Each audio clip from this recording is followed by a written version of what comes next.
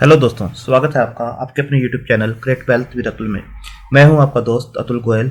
आज हम बात करेंगे 5G से जुड़े हुए एक ऐसे शेयर की जिसकी आने वाले टाइम में अच्छी ग्रोथ हो सकती है। रिजल्ट्स कैसे थे, किस लेवल पे ये काम कर रहा है, क्या मार्केट के साथ कितना करेक्ट हुआ है, कितनी डाउन साइड है, क्या रिस्क रिवार्ड रेशो बनता है और किस सेक्टर से बिलोंग करता है और कौन सा शेयर है, उसके ऊपर हम बात करेंगे। फंडामेंटल भी, टेक्निकल भी, रिजल्ट्स भी और किस लेवल पे ये शेयर को खरीदना चाहिए। तो बात कर रहे हैं हम HFCL की। HFCL जो आप देख रहे हैं कल के सेशन में 72.704% के आसपास इंक्रीज होने के बाद बंद हुआ था। और उसके बाद देखिए जो मार्केट कैप है 10,000 करोड़ के आसपास का इसका मार्केट कैप है। करंट प्राइस जो है 72.8 का है। 52 वीक हाई 101 है। वहाँ से 27-28% के आसपास करेक्ट हो चुका है ऑलरेडी। बट नीचे के लेवल से देखेंगे तो 23-24 रुपये के आसपास से ये अभी भी आपको लगभग 3 गुना पैसा बनाता हुआ नजर आ रहा है। बुक वैल्यू 15.1 की है। ROC 19.7%, ROE 13.5% के आसपास की है। तो स्टॉक का P 29.7 का है इसके अंदर। अगर आप देखें इसके जो रिजल्ट्स के ऊपर अगर हम बात करें तो क्वार्टरली रिजल्ट्स आप देखेंगे तो पिछले 12 क्वार्टर्स का अगर आप देखें तो 1215 करोड़ के आसपास की सेल्स है।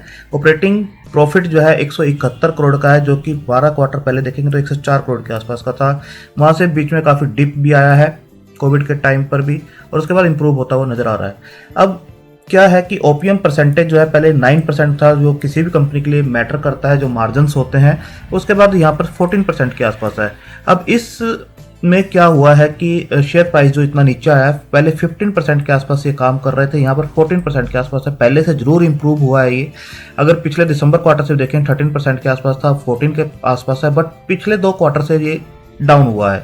इस डाउन की वजह से क्या हुआ है आप देखेंगे, HFCL plunges 9% on fall in Q3 profit.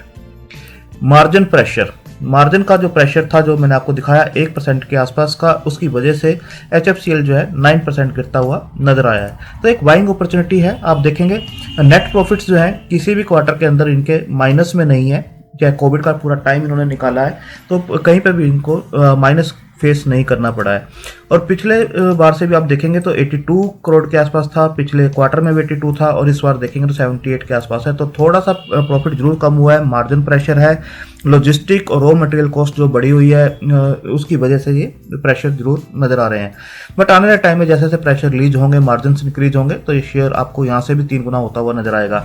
इसके बाद हम देखते हैं जो ईयर ऑन ईयर है, जो सेल्स है 515 करोड़ के आसपास की हुआ करती थी। आप देखिए मार्च 2021 जो इन्होंने क्लोज किया 4400 करोड़ के आसपास की सेल्स निकल कर आई है, जो कि 8 गुना के आसपास है, उससे भी ज़्यादा। और TTM भी देखेंगे 4900 करोड़ के आसपास का है। ऑपरेटिंग प्रॉफिट मार्जिन जो यहाँ पे माइनस में थे 2010 और 11 में, उसके बाद से देखिए इन्होंने कैसे इंप्रूव किया है, फिर 2%, 10%, 8%, और यहाँ पर अब 13-14% के आसपास ये पहुँचते हुए नजर आ रहे हैं। तो मार्जिन जो है धीरे धीरे इंप्रूव ही होंगे इस इंडस्ट्री के अंदर, जैसे जैसे ग्रोथ बढ़ेगी, रूरल ग्रोथ बढ़ेगी, ऑप्टिकल फाइबर्स वगैरह की। नेट प्रॉफिट्स जो थे 332 करोड़ के आसपास TTM है, और 239 करोड़ के आसपास इन्होंने क्लोज किया है। तो यहाँ से देखेंगे 2013 के बाद से कभी भी इन्होंने माइनस में रिजल्ट्स नहीं दिए हैं। इसके बाद देखिए जो कंपाउंडेड सेल ग्रोथ है कंपनी की 10 साल में जो है 48% के आसपास इंक्रीज हुई है। TTM भी 34% के आसपास है।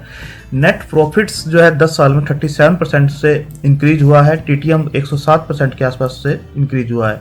स्टॉक प्राइस देखिए 18% के आसपास का CAGR है इसके अंदर पिछले 10 साल में, और 5 साल का देखेंगे तो 40% के आसपास का CAGR है, और 1 साल में भी 149% के आसपास का CAGR है। तो स्टॉक प्राइस का जो CAGR है बहुत ही बेहतरीन है। अगर पिछले 5 साल का देखें, 3 साल का देखें, इवन 10 साल का भी देखें तो RD FD से काफ़ी अच्छे रिटर्न इसने निकाल के दिए हैं। अगर हम बैलेंस शीट के ऊपर देखें तो रिजर्व्स जो है 1944 करोड़ के आसपास के रिजर्व हैं, जबकि बोरिंग जो है 710 करोड़ के आसपास की बोरिंग है। तो निग्लिजिबल है, 10,000 करोड़ के आसपास की कंपनी है, रिजर्व्स 1940 करोड़ के आसपास के हैं। तो ये भी आप देखेंगे पिछले जो मार्च 2021 में था 942 करोड़ के आसपास की बोरिंग, उससे रिड्यूस होती हुई नजर आ रही है। तो कैपेक्स इन्होंने किए हुए हैं। कैपेक्स भी अगर आप देखेंगे तो उसके अंदर भी आपको वर्किंग जो है 53 करोड़ के आसपास की यहाँ पर नजर आ रही है। अगर इसके अंदर हम देखें शेयर होल्डिंग पैटर्न काफ़ी इंटरेस्टिंग है, वो हम यहाँ पर देखते हैं।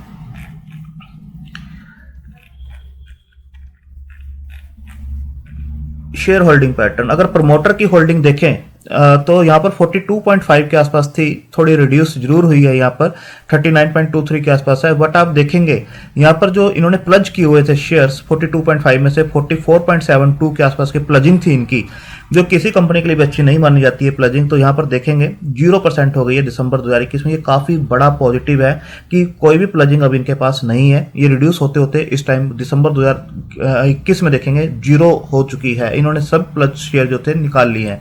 FII देखेंगे दिसंबर 2020 में 1.66 से बढ़ते हुए 7.19, जबकि आप देखेंगे FII की पूरी सेलिंग चल रही है, जिसकी वजह से मार्केट के ऊपर भी प्रेशर है। जबकि इसके अंदर अगर लास्ट क्वार्टर से भी देखें 3.96 से इंक्रीज करते हुए 7.19 तक ये गए हैं, क्योंकि शेयर प्राइस जो डाउन आया उसके अंदर एक अच्छी बाइंग अपॉर्चुनिटी है, सेक्टर ग्रोइंग है और आने वाले टाइम में यहाँ से शेयर काफी अच्छा हो सकता है। तो FII ने यहाँ पर स्टेक बढ़ाते हुए नजर आ रहे हैं। इसका DII का देखिए, DII भी 0.07 से 1.44 तक बढ़े हैं और हर क्वार्टर में इनकी भी जो है होल्डिंग बढ़ती हुई नजर आ रही है। तो FII काफी पॉजिटिव है, यहाँ पर आप देख सकते हैं। और प्रमोटर की जो प्लजिंग इन्होंने 0 की है वो काफी अच्छा है। अब कंपनी के प्लान्स कैसे हैं, जैसे मैंने बताया पिछले रिजल्ट्स में मार्जिन का प्रेशर था, जिसकी वजह से स्टॉक जो है नीचे आता हुआ नजर आया। अब जो मैनेजमेंट का जो कहना है, जैसे आप देख सकते हैं, the margin during the quarter got slightly impacted following by increase logistic cost and increase in fibre and semiconductor prices. जो लॉजिस्टिक कॉस्ट बढ़ी है उससे जो रॉ मटेरियल के प्राइसेस हैं, जो इनका बेस है, वहां पे जो कॉस्ट बढ़ी है वहां से मार्जिन में जो जरूर प्रेशर आता हुआ नजर आ रहा है।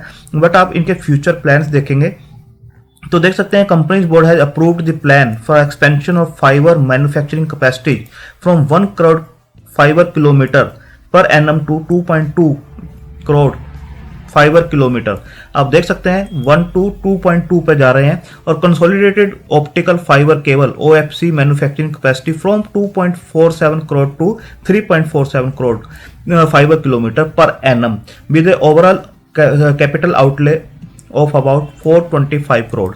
425 करोड़ का जो कैपिटल ये लगा रहे हैं, कैपेक्स कर रहे हैं, उससे एक तो कैपेसिटी जो बढ़ा रहे हैं 1 से लेकर 2.2 तक जा रही है, और सेकंड जो है 2.47 से 3.47 तक जाती हुई ये नजर आ रही है। तो इसके अंदर जो है PLI का जो स्कीम है, we remain optimistic about the outlook of the sector. जो आउटलुक का है वो काफी डिमांडिंग है आने वाले सेक्टर में। The government's approval for our PLI scheme candidature will help us in improving our competitiveness, collaborate with new players and venture into new geographics। तो आप देख सकते हैं जो PLI स्कीम का है वो भी इनको फायदा मिलता हुआ नजर आ रहा है। अब इसके बाद अगर हम देखें HFCL का शेयर प्राइस, जो मैंने बताया ये 100 के आसपास गया था, तो यहाँ पर भी आप देखेंगे जो है 2021 में, अक्टूबर 2021 में लगभग जो है जून जुलाई 2021 में 95.7 को इसने टच किया था। आप देख सकते हैं जुलाई में, 6 जुलाई को 96 के आसपास गया था। वहां से स्टॉक जो है फिर अगेन नीचे आया 55-56 के आसपास, अगेन इस लेवल को इसने टच किया जो 94 के आसपास का बनता है। वहां से फिर इसने एक नया हाई बनाया। यहां से मार्केट प्रेशर में थी 101 के आसपास। स्टिल आप देखेंगे मार्केट काफी डाउन थी, फिर भी इसने 101 के आसपास का रिकवर किया है। तो ये शेयर जो है अगेन अपने बेस के आसपास आता हुआ नजर आ रहा है। आप देख सकते हैं 68 के आसपास का इसका अच्छा बेस बना हुआ है। काफी बार इसने यहाँ से बाउंस बैक किया है, यहाँ पर भी देख सकते हैं काफी बार बाउंस बैक किया है इसने। एक या 2 दिन की क्लोजिंग जरूर नीचे होती है, बट एक 68 का जो है एक लेवल इसका बना हुआ है। अगर 68 को ब्रेक करता है तो 61-62 तक भी ये जा सकता है। बट अगर अपसाइड देखें तो यहाँ से अच्छा अपसाइड ये अगेन 100 को टच कर सकता है, और 100 को अगर ये क्रॉस करता है तो जैसे मैंने बताया यहाँ से भी ये शेयर जो है डबल होने का दमखम रखता है, यानी 145-150 तक भी ये शेयर जाता हुआ आपको नजर आ सकता है। इसके बाद देखेंगे जो बजट आया था, बजट के अंदर भी आप देखेंगे जो देखेंगे बजट 22 का था। HFCL jump on rural optical fibre focus. तो आप देख सकते हैं बजट के अंदर जो 5G का था और सब जो रूरल एरिया में ऑप्टिकल फाइबर की लेआउट होनी है, उसके अंदर HFCL काफ़ी बेनिफिशियरी हो सकता है। PLI स्कीम का भी जो ये कैपेसिटी एक्सपेंशन कर रहे हैं वो वहाँ से भी। इसके बाद देख सकते हैं 5G stocks to keep an eye on in 2022 that may turn multibaggers in this decade. आने वाले डिकेड में ये जो है मल्टी बैगर्स हो सकते हैं 5G के जो स्टॉक्स हैं। इसके अंदर भारती का नाम है, उसके बाद HFCL का नाम आप देख सकते हैं, यहाँ पर सेकंड स्टॉक है HFCL का। इसके अंदर क्लियरली है, आप यहाँ पर भी देख सकते हैं telecom equipment will be another beneficiary and the company's financial has been improving with growth in the net profit and increase in profit margin. Furthermore, the fact that acknowledges both FII and mutual funds have raised their bets on the stock in the December ended quarter FY22। तो जैसे मैंने आपको पहले भी दिखाया, दोनों ने ही इसके अंदर अपने स्टेक को बढ़ाया है। प्रेशर जरूर है रॉ मटेरियल की वजह से, बट ये काफ़ी लंबे टाइम तक नहीं चलता है। जैसे ये प्रेशर रिलीज होगा, मार्जिन इंक्रीज होंगे, ये स्टॉक अगेन आपको 100 और 100 क्रॉस करते ही आपको 145 150 तक भी जाता हुआ नजर आएगा। तो आप अपने फाइनेंशियल एडवाइजर से डिस्कस करके अपनी फाइनेंशियल कंडीशंस के हिसाब से, अपनी रिस्क टेकिंग कैपेसिटी के हिसाब से 10,000 करोड़ के आसपास की कंपनी है, फ्यूचर अच्छा है इस सेक्टर का, तो इसके अंदर पोजीशंस बना सकते हैं। थैंक यू, धन्यवाद।